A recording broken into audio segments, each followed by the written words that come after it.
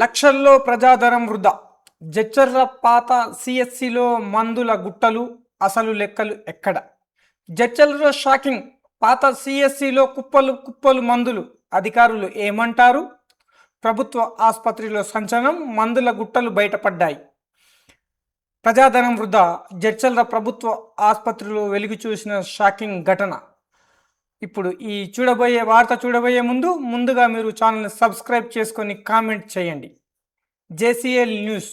జే అంటే judiciary, C అంటే constitution, L అంటే లెజిస్లేచర్.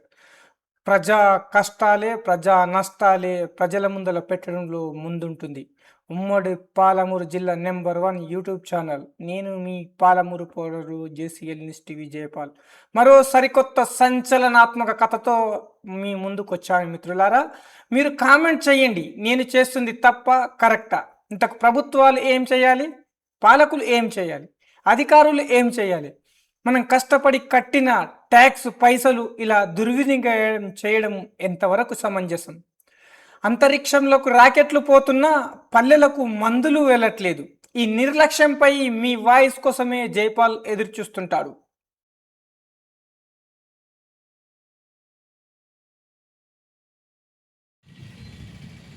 నమస్కారం. మన జడ్చర్ల పాత ప్రభుత్వ ఆసుపత్రి అందరికీ తెలుసు. పాత బజార్ గాంధీ నేతాజీ చౌరస్తా నుంచి రైల్వే స్టేషన్ వెళ్ళే రూట్లో మన ఇప్పుడు మున్సిపల్ ఆఫీస్ పక్కన ఉంది. కానీ గతంలో నాయకులు 100 పడకల ఆసుపత్రి అని చెప్పి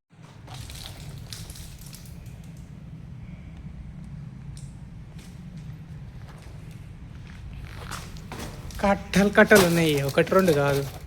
ఇంకో కట్టలు ఉన్నాయి, 1, 2, 3 కానీ కాదు. ఎక్స్పైరీ డేట్ 2026 ఏమైనా దొరికితే ఏమని ట్రై చేస్తున్నారు. ఇంకో 2025 దాకా పనికి వచ్చేసింది.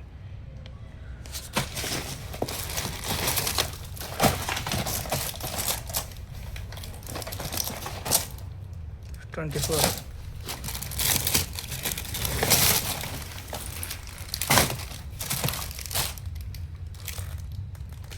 2026 దీన్ని తీసుకుపోయి కలపతూరులో ఊరు బయట పడేశారు. అంటే నేతాజీ చౌరస్తా నుంచి అక్కడికి వెళ్ళాలంటే దాదాపు 2 కిలోమీటర్లు నడుచుకుంటూ వెళ్ళలేరు. వాళ్ళ దగ్గర ఆటో బైక్ ఉండదు, అలా ఆటోలో వెళ్ళాలి. అసలు ప్రభుత్వ ఆసుపత్రికి వెళ్ళేది ఎవరు? బీద వాళ్ళే కదా. బీద వాళ్ళే ప్రభుత్వ ఆసుపత్రికి వెళ్ళినప్పుడు ఇక్కడ నుంచి ఆటో అక్కడికి రావాలంటే ఆటోతో మినిమం 50 రూపాయలు అడుగుతుంది. అంటే పోనీకే 50 రూపాయలు, రానికే 50, 100 రూపాయలు. ఈ 100 రూపాయలు పెట్టుకొని ప్రభుత్వ ఆసుపత్రికి ఒకవేళ ఆ వ్యక్తి వెళ్ళినా కానీ అక్కడ కరెక్ట్ వైద్యం దొరుకుతుందంటే వైద్యం దొరకదు. అక్కడ ఏమైనా మందులు దొరుకుతాయంటే దొరకవు. 10 రూపాయల మందులు అక్కడ ఎవరు ఇచ్చే నాదులు ఉన్నాడు. అక్కడ ఎలాంటి పరిస్థితి సరిగ్గా లేవు. అంత దూరం వెళ్ళినా కానీ అసలు అంత దూరం ఎందుకు వెళ్ళాలి? ఇదే పాత ప్రభుత్వ ఆసుపత్రిలో అవుట్ పేషెంట్ ఓపీ పెట్టి ఓపీ వరకు ఇక్కడ చూసి ఏమైనా సీరియస్ కేసులు ఉన్నా కానీ, డెలివరీ కేసులు ఉన్నా కానీ, యాక్సిడెంట్ కేసులు ఏమైనా ఉన్నా కానీ ఇప్పుడు ఏదైతే ఉండపక్కన ఆసుపత్రి ఉందో అక్కడ చేయాలి. ఈ పాత ప్రభుత్వ ఆసుపత్రిలో అవుట్ పేషెంట్లకు ఖచ్చితంగా అవకాశం కల్పించాలి. ప్రజల యొక్క పైసలను, వాళ్ళ మానవులను, వాళ్ళ ప్రాణాలను కాపాడాలని చర్చల జనసేన తరఫున కోరుతున్నాం. అదేవిధంగా ఈ ప్రభుత్వ ఆస్తి ఏదైతుందో ప్రభుత్వ ఆసుపత్రి ఆస్తి కాపాడుకునే బాధ్యత కూడా మనందరి మీద ఉంది. ఇప్పుడు అక్కడ అవుట్ పేషెంట్ కానీ పెట్టకపోవడం వలన రాబోయే రోజులు ఏమైతుందో అన్యాక్రాంతం అయిపోతుంది. ఎవరో కబ్జా చేయడము, దేనికి ఇంకేదో చేయడము, ఏదైనా చనిపోతుంది అక్కడ. కాబట్టి ఆ స్థలాన్ని ప్రభుత్వ ఆసుపత్రి ఏదైతుందో దాన్ని మళ్ళీ ఒకసారి శుద్ధీకరణ చేసి అవుట్ పేషెంట్ ఖచ్చితంగా అవుట్ పేషెంట్ ఇక్కడ పేషెంట్ అని ఇక్కడ చూసే విధంగా అధికారులు, నాయకులు చర్యలు తీసుకోవాలని చర్చల జనసేన తరఫున కోరుతున్నాం.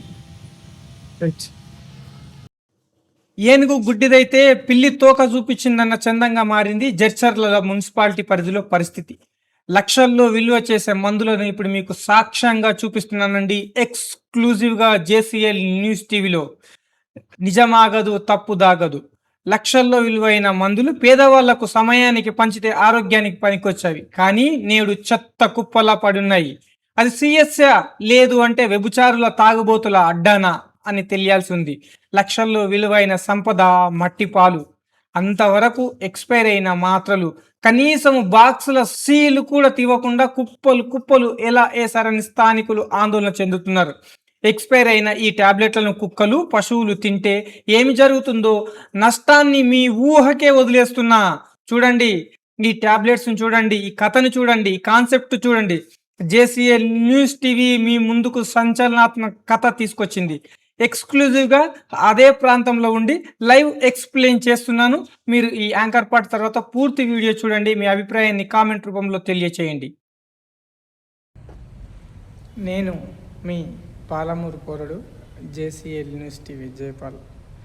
ఇప్పుడు మనం ఏడున్నామంటే కొన్ని సంవత్సరాల పాటు సేవలు అందించిన సిహెచ్సి, ఓకే, బాదపల్లిలో ఉన్న సిఎస్సిలో ఉన్నాము. షిఫ్టింగ్ అయ్యేటప్పుడు ఎంత అందంగా, ఎంత సంతోషంగా, ఎంత మంచిగా, ఎందుకోసం అంటే ప్రజలు తమ రక్తాన్ని చెమట రూపంలో చిందించి ప్రభుత్వానికి కట్టిన ట్యాక్స్ డబ్బుల పరిస్థితి ఏంటనేది మీకు అర్థం పడుతుంది అనుకుంటున్నా. ఎందుకోసం అంటే పాలకులకు, అధికారులకు ప్రజాధనాన్ని ఎలా దుర్వినియోగం చేయాలో తెలిసినంతగా ప్రపంచంలో ఏ దేశంలో ఇలాంటి వ్యవస్థ ఉంటుంది అని అనుకోను. కనీసము ట్యాబ్లెట్లు చెప్పనికే నాకు మాటలు ఇస్తలేవు ఉంది. చెప్పనికే ప్రొఫెషనల్గా నాకు మనసులో ఇలా బాధని, ఆవేశాన్ని బిగబట్టుకొని మరి అట్లున్నా. దీన్ని ఏమనాలా? సరే, మీరు డెవలప్మెంట్ చేస్తామంటారా, అభివృద్ధి చేస్తామంటారా, అది మీ ఇష్టం. దీన్ని ఏమనాలి మీరు చెప్పండి, కామెంట్ చెప్పండి. దీన్ని ఏమనాలి అసలు? దీన్ని ఏమనాలి అసలు? ఒక ఇంకా బీటెక్, ఎంటెక్, ఏదో టెక్ చేసినాను. ఎందుకు రయ్యా? ఎందుకు? ఏం చెప్పాలి చెప్పండి? ప్రజలారా మీరే కామెంట్ చేయండి. దీన్ని ఏమనాలి? నేను ఏ విధంగా ఎక్స్పోజ్ చేయాలి? మన డబ్బులు అవి, మన డబ్బులు, మన ట్యాక్స్ కట్టిన డబ్బులు ఇలా పడినాయి. ఏం చేద్దాం? మీరే చెప్పండి.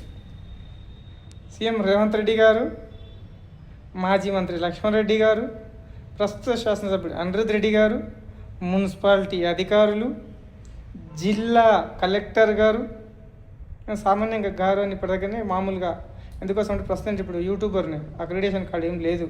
కొయి బి జాన్తేనే, కొయి బి దేఖ్తేనే. అవి ఎందుకు చెప్తున్నాను అంటే ఇది ఎక్స్పోజ్ చేయడం వల్ల నా మీద ఏమన్నా ఎలిగేషన్స్ వచ్చి నన్ను ఏమైనా ఇబ్బంది పెడతాను అంటే I'm ready to take your action.